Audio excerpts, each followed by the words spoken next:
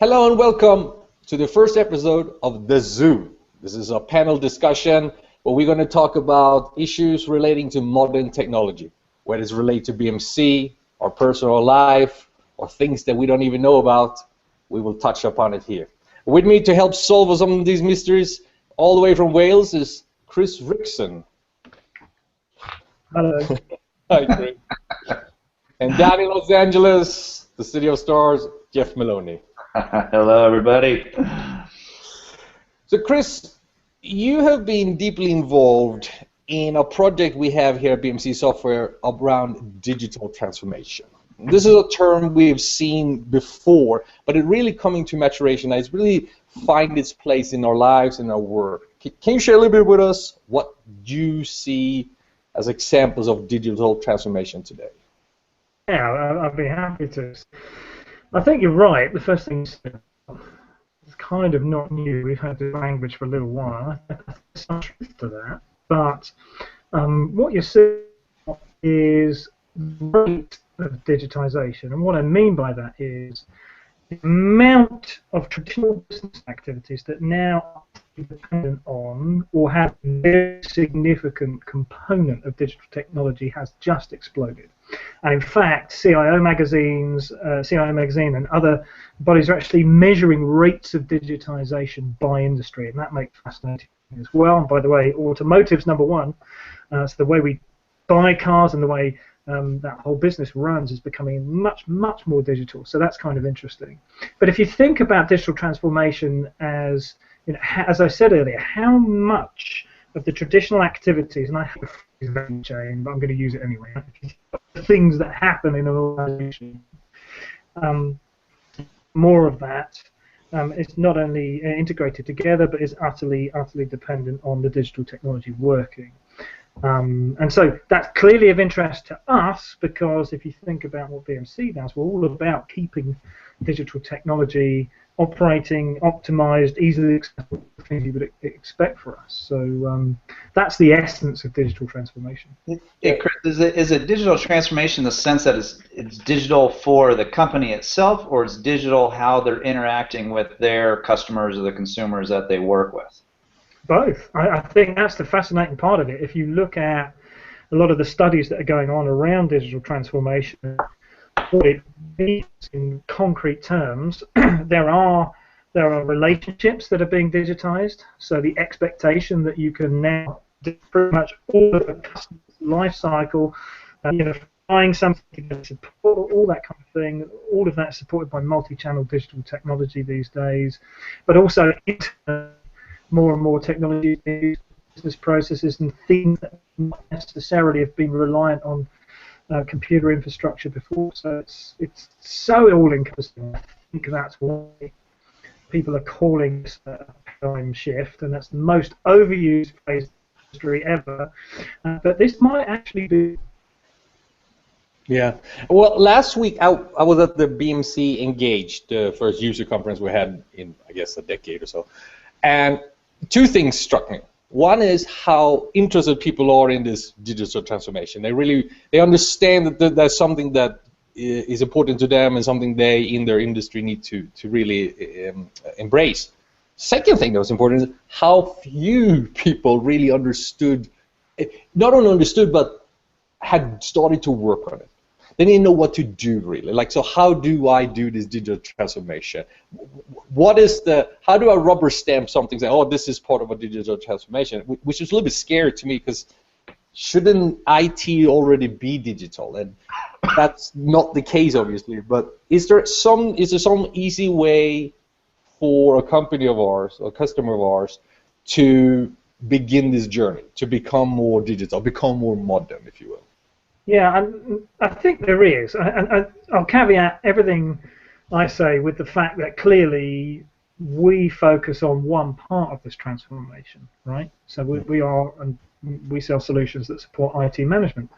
Now, but it turns out that IT management is really having its day in the sun, right? All of a sudden, because infrastructure and the relationships between business consumers and IT providers is so much more critical and so much more visible, Well, it turns out that the things that we've worried about for some time, like stability, agility, the efficiency of equipment, having an intuitive way of working with IT as business users, are front and center of everybody's agenda on both sides of this equation, right? So IT management is in the spotlight, and I think that's interesting. But there is a way to break it down. It's sort of interesting looking at the formal aspects of how you might do that. You can look at the BMC.com, articulate what we think is important.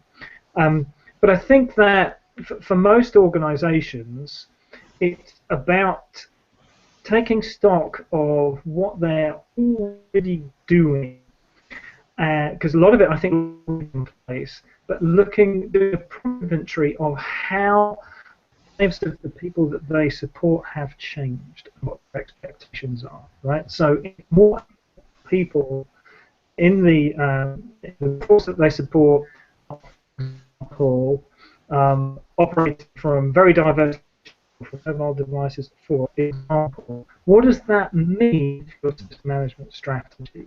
What are the implications? And a good way to get to that and frame that discussion is to look at the experience that we have right now. Right, so that's a kind of the experiential side of things. That's thinking about some of the more contemporary approaches. It's actually some of the more traditional industrial activities of IT have become even more important.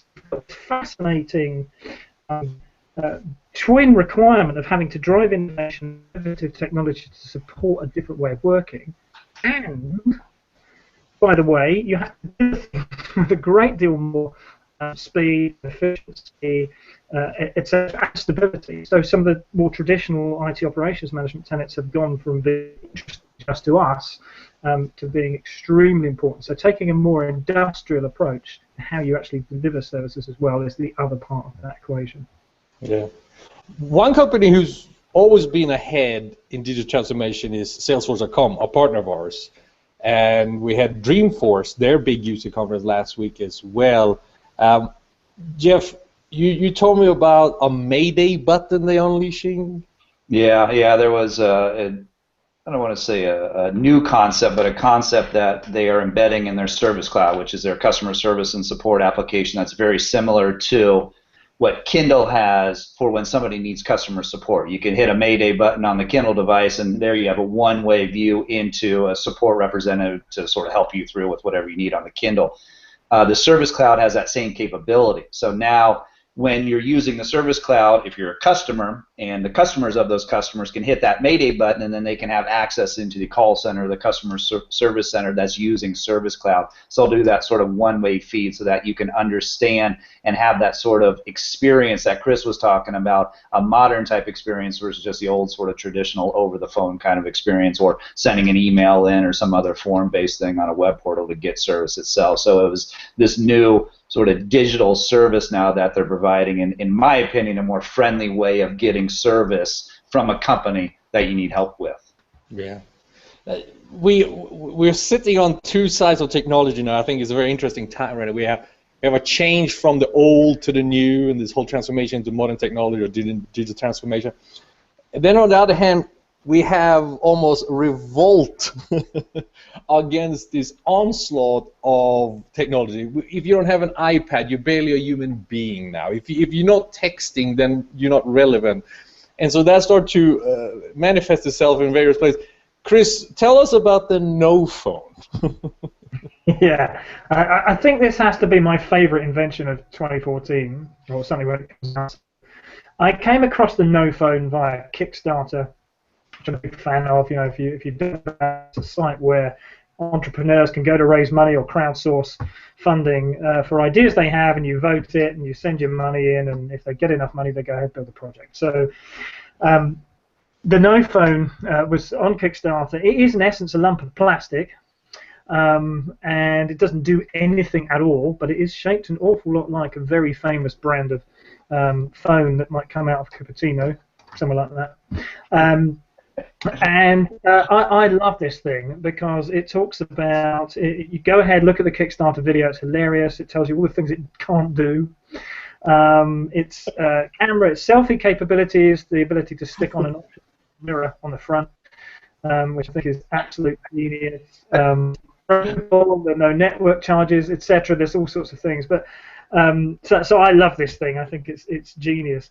But I think the very serious point is it's kind of pointing at an undercurrent, as you said, of reaction to technological overload. I think many people feel, and I guess it very much depends when, or maybe it doesn't. But those of us who remember a time when it just wasn't available, I think the digital Sabbath movement. People who don't want to connect on certain days of the week, and people who just out from being documented all the time.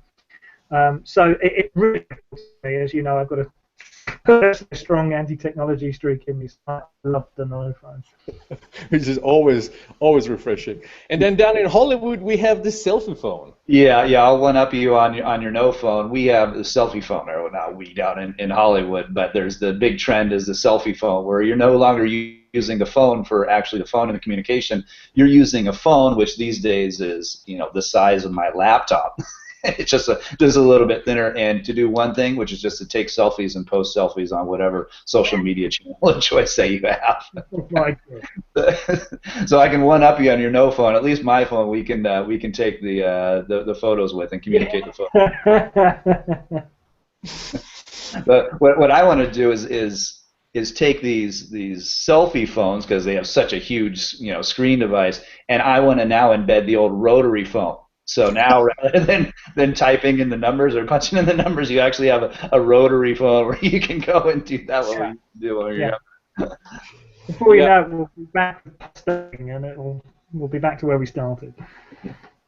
Yeah, my 12-year-old daughter, she has an old-fashioned typewriter, an old-fashioned gramophone, and she the other day saw a Rolodex in this old book. We go to this used bookstore. And it wasn't for sale, it was what the guy used. I mean, this place is about to fall apart. It's old and nasty. And she asked me, is that where you keep phone numbers and stuff like that? I said, yeah. It's called a Rolodex. It's what we had before we had phones. And she said, oh, I need to have one of those. So we got her one. And then she transcribed all her contact from the iPhone into the Rolodex by hand. I don't know. Yeah. I like her style, I think. Is she also asking you to buy a bunch of vinyl rather than digital music? Yes, and it costs a fortune. I mean, it's $10-15 a record. You can get cheaper ones, but if you want a good, like Sgt. Pepper, it's over $20 if you want to get it. So it's a rarity, and unfortunately, she really fell in love with it. She's starting to build quite a collection. A lot of Elvis. But anyway, thank you very much, guys, for coming, and for you out there, take care, be safe. Bye-bye.